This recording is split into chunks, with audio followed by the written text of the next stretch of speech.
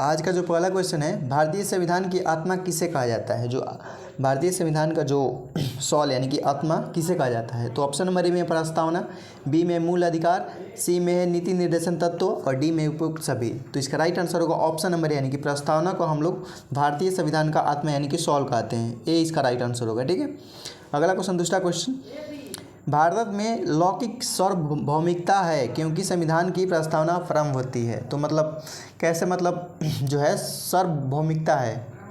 तो option number A में हम भारत के लोक शब्दों से, बी में जनता के जनतंत्र शब्दों से, सी में जनतंत्र के लोकतंत्र शब्दों से और डी में प्रजातंत्रीय भारत शब्दों से।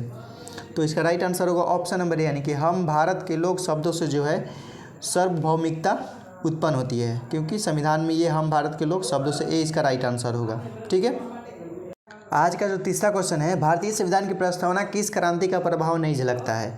तो ऑप्शन नंबर ए में फ्रांसीसी क्रांति, बी में अमेरिकी क्रांति, सी में बोल्शेविक क्रांति और डी में चीन की क्रांति। तो इसका राइट आंसर होगा ऑप्शन नंबर डी यानी कि चीन की क्रांति जो है भारतीय संविधान की प्रस्तावना में वो क्रांति का प्रभाव नहीं झलकता है। ठीक है, ऑप्शन नंबर डी इसका राइट होगा। ठीक है, और एक और क्वेश्चन, इसमें 4 क्वेश्चन और बनेंगे। फ्रांसीसी क्रांति कब हुई थी, वो 1789 ईस्वी में, और अमेरिकी क्रांति 1776 ईस्वी में, बोल्शेविक क्रांति 1917 ईस्वी में और चीन की क्रांति 1912 ईस्वी में। तो मतलब ये भी क्रांति का भी याद रखिएगा कौन सी क्रांति किस वर्ष में हुई थी। ये 4 क्रांति हैं जो जिसके लाइन बाई लाइन मतलब दिया है किस वर्ष में हुआ है। ठीक है, ये भी याद रखिएगा। और भारतीय संविधान की प्रस्तावना किस क्रांति के प्रभाव नहीं झलकते हुए है, चीन की क्रांति। जो चौथा क्वेश्चन है, मूल भारतीय संविधान के अनुसार भारत एक डैश है, मतलब क्या है। तो ऑप्शन नंबर ए में प्रभुत्व संपन्न लोकतांत्रिक गणराज्य, बी में है प्रभु संपन्न धर्मनिरपेक्ष समाजवादी गणराज्य, सी में है प्रभुत्व संपन्न धर्मनिरपेक्ष लोकतांत्रिक गणराज्य और डी में है प्रभु संपन्न समाजवादी लोकतंत्र गणराज्य। तो इसका राइट आंसर होगा ऑप्शन नंबर ए यानी कि प्रभुत्व संपन्न लोकतंत्र गणराज्य जो है भारत के संविधान के अनुसार एक भारत है। ठीक है, ऑप्शन नंबर ए इसका राइट आंसर होगा। अगला क्वेश्चन, पांचवा क्वेश्चन, संविधान के अंतर्गत भारतीय लोकतंत्र के आदर्शों को हम कहाँ देख सकते हैं। तो ऑप्शन नंबर ए में भाग 1 में, बी में प्रस्तावना में, सी में भाग 3 में और डी में है भाग 4 में। तो इसका राइट आंसर होगा ऑप्शन नंबर बी यानी कि प्रस्तावना में हम जो है भारतीय संविधान के जो लोकतंत्र आदर्श हैं उसको हम देख सकते हैं, यानी कि बी इसका राइट आंसर होगा। ठीक है, याद रखिएगा।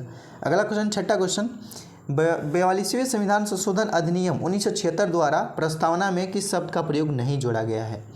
तो ऑप्शन नंबर ए में धर्मनिरपेक्ष, बी में समाजवादी, सी में गुट निरपेक्ष और डी में है एकता और अखंडता। तो इसका राइट आंसर होगा ऑप्शन नंबर सी यानी कि गुट निरपेक्ष जो है उसको शब्द जो है ये शब्द है उसको 1976 अधिनियम में जो 42वें संसदीय अधिनियम होता उसमें ये जोड़ा नहीं गया है। और याद रखिएगा 42वें संविधान संशोधन कब हुआ था, वो हुआ था 1976 में। और किस वर्ड को नहीं जोड़ा गया था, तो वो है गुट निरपेक्ष। कुछ बातें ट्रिक से आप लोग याद रखिएगा। ठीक है, ऐसे आप लोग को आसानी पड़ेगी। अगला क्वेश्चन देखते हैं, 7वां क्वेश्चन, भारतीय संविधान की प्रस्तावना के बारे में कौन सा कथन सही है। तो ऑप्शन नंबर ए में समाजवादी धर्मनिरपेक्ष शब्द 1950 में लागू संविधान के अंग थे, बी में युक्त शब्द 1976 संशोधन द्वारा जोड़े गए, सी में युक्त शब्द 1985 में संशोधन द्वारा जोड़े गए और डी में युक्त शब्द संविधान के प्रस्तावना के अंग नहीं है।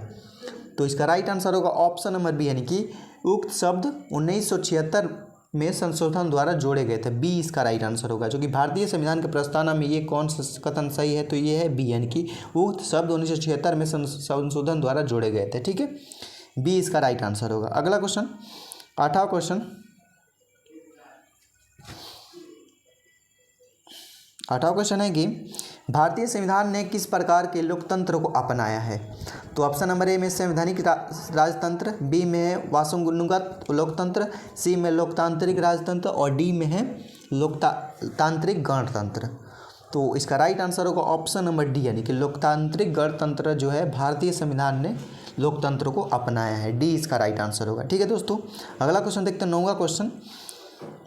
9वां क्वेश्चन है कि भारतीय संविधान की प्रस्तावना के वर्णित लोकतंत्र के किस रूप में स्वीकार किया गया है। तो ऑप्शन नंबर ए में है राजकीय राजतंत्र, बी में आर्थिक लोकतंत्र, सी में समाजवादी राजतंत्र और डी में उपयुक्त सभी, यानी कि इनमें से सभी। ठीक है, तो इसका राइट आंसर होगा ऑप्शन नंबर डी यानी कि उपसभ, यानी कि राजनीतिक राजतंत्र, आर्थिक लोकतंत्र और सी में है सामाजिक राजतंत्र, यानी कि तीनों जो है भारतीय संविधान की प्रस्तावना में वर्णित लोकतंत्र के रूप में भी स्वीकार किया गया था। तो इसका डी इसका राइट आंसर होगा। ठीक है, अगला क्वेश्चन देखते हैं 10वां क्वेश्चन।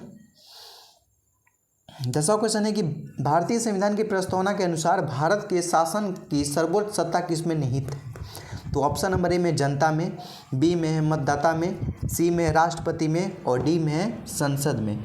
तो इसका राइट आंसर होगा ऑप्शन नंबर यानी कि जनता में ये निहित है, ए इसका राइट आंसर होगा। अगला क्वेश्चन 11वां क्वेश्चन, भारत की संप्रभुता, एकता तथा अखंडता का अक्षुण्ण बनाए रखने तथा उसकी रक्षा करने का प्रावधान किया गया है। तो ऑप्शन नंबर ए में प्रस्तावना में, बी में मूल अधिकारों में, सी में नीति निर्देशक सिद्धांतों में और डी में है मूल कर्तव्यों में। तो इसका राइट आंसर होगा ऑप्शन नंबर यानी कि प्रस्तावना में। प्रस्तावना जो है भारतीय संविधान के लिए एक महत्वपूर्ण टॉपिक है प्रस्तावना, ए इसका राइट आंसर होगा। ठीक है, अगला क्वेश्चन 12वां क्वेश्चन, भारतीय संविधान की प्रस्तावना में जिन आदर्श एवं उद्देश्य की रूपरेखा दी गई है उनके आगे व्याख्या की गई है। तो ऑप्शन नंबर ए में मूल अधिकारों के अध्याय में, बी में राज्य के नीति निर्देशन सिद्धांतों एवं मूल्य कर्तव्यों में, सी में मूल अधिकारों राज्य के नीति निर्देशक सिद्धांतों एवं मूल कर्तव्यों में और डी में संविधान के पाठ में कहीं नहीं। तो इसका राइट आंसर होगा ऑप्शन नंबर सी यानी कि मूल अधिकार राज्य के नीति निर्देशक सिद्धांतों में मूल कर्तव्यों में, सी इसका राइट आंसर होगा। ठीक है, अगला क्वेश्चन 13वां क्वेश्चन, संविधान सभा में प्रस्तुत उद्देश्य प्रस्ताव की अभिव्यक्ति विचार को भारतीय संविधान ने किस भाग में पूर्णतः शामिल किया गया है? तो ऑप्शन नंबर ए में प्रस्तावना, बी में मौलिक अधिकार, सी में राज्य की नीति निर्देशन तत्व और डी में मूल कर्तव्य। तो इसका राइट आंसर होगा ऑप्शन नंबर यानी कि प्रस्तावना। ठीक है, ए इसका राइट आंसर होगा। अगला क्वेश्चन 14वां क्वेश्चन, भारतीय संविधान की प्रस्तावना के क्या स्पष्ट नहीं होता है? ऑप्शन नंबर ए में संविधान का स्रोत, बी में शासन के ध्येय का विवरण, सी में संविधान को लागू करने की तिथि और डी में संविधान के अंकित, अधिनियमित और आत्मसमर्पित करने की तिथि। तो इसका राइट आंसर होगा ऑप्शन नंबर सी यानी कि संविधान को लागू करने की तिथि, सी इसका राइट आंसर होगा। ठीक है, अगला क्वेश्चन 15वां क्वेश्चन, निम्नलिखित में से किन उद्देश्यों को भारतीय संविधान उद्देशित नहीं करता है? तो ऑप्शन नंबर ए में सामाजिक, आर्थिक और राजनीतिक न्याय, बी में विचार, अभिव्यक्ति, विश्वास, धर्म और उपासना की स्वतंत्रता, सी में है प्रतिष्ठा और अवसर की समता और डी में है अंतर्राष्ट्रीय शांति और सुरक्षा की अभिवृद्धि। तो इसका राइट आंसर होगा ऑप्शन नंबर डी यानी कि अंतर्राष्ट्रीय शांति और सुरक्षा की अभिवृद्धि जो है वो निम्न में से उद्देश्यों को जब भारतीय संविधान का उद्देशित नहीं करता है, यानी कि डी इसका राइट आंसर होगा। ठीक है, अगला क्वेश्चन 16वां क्वेश्चन है कि भारतीय संविधान की प्रस्तावना में देश का कौन सा नाम उल्लेखित है? तो ऑप्शन में भारत और भारतवर्ष, बी में भारत और हिंदुस्तान, सी में भारत और इंडिया और डी में हिंदुस्तान और भारतवर्ष। तो इसका राइट आंसर होगा भारत और इंडिया, जो कि भारत और इंडिया जो है संविधान में ये उल्लेखित किया गया है। ठीक है, अगला क्वेश्चन 17वां क्वेश्चन, भारतीय संविधान किसके द्वारा स्वीकृत है? तो इसका राइट आंसर होगा ऑप्शन नंबर डी यानी कि भारत के जनता द्वारा।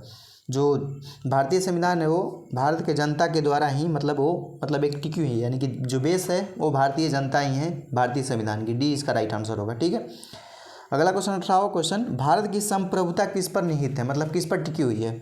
तो ऑप्शन नंबर ए में है भारतीय संसद में, बी में राष्ट्रपति में, सी में प्रधानमंत्री में और डी में भारत की जनता में। इसका भी राइट आंसर होगा भारत की जनता, यानी कि जो भारत की संप्रभुता है वो भारत की जनता पर ही निर्भर करती है। ठीक है, अगला क्वेश्चन 19वां क्वेश्चन, भारतीय संविधान को संविधान सभा द्वारा अंकित किया गया, मतलब कब किया गया था?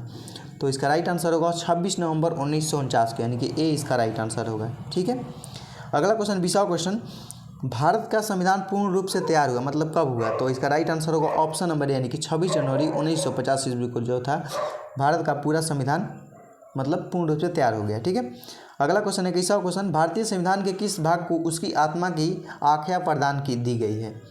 तो इसका राइट आंसर होगा ऑप्शन नंबर यानी कि प्रस्तावना पर ये प्रदान कर दी गई है। ठीक है, ए इसका राइट आंसर होगा। अगला क्वेश्चन 22वां क्वेश्चन, संविधान निर्माताओं ने किस पर विशेष ध्यान दिया था?